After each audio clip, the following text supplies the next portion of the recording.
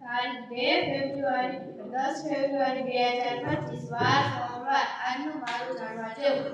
3,000 વર્ષ પહેલા ભારતમાં સંસ્કૃત ભાષા બોલવામાં આવતી હતી. 500 વર્ષ પહેલા પાણિનીએ એક વ્યાકરણ ગ્રંથ લખ્યો હતો જે સંસ્કૃતમાં છે. તેનું નામ અષ્ટાધ્યાયી છે. સંસ્કૃત સૌથી જૂની ભાષા છે કારણ કે ઋગ્વેદ સૌથી જૂનો ગ્રંથ છે. સંસ્કૃત મોટી ભાષા નથી, એ તો એક સંસ્કૃતિ છે, સંસ્કાર છે. સંસ્કૃતમાં વિશ્વનું કલ્યાણ છે, શાંતિ છે, સહયોગી છે.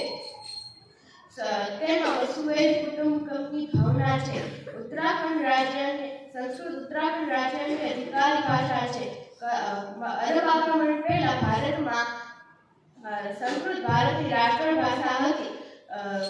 કર્ણાટકના મટ્ટુ ગામમાં આજે પણ લોકો સંસ્કૃત જ બોલે છે. સંસ્કૃત વાક્યોમાં શબ્દને કોઈ પણ ક્રમમાં મૂકવામાં આવે તો અર્થનો અનર્થ થતો નથી. એવું એટલા માટે થાય છે કે વિભાજિત અને વચન, એકવચન, દ્વિવચન ને બહુવચન અનુસાર હોય છે.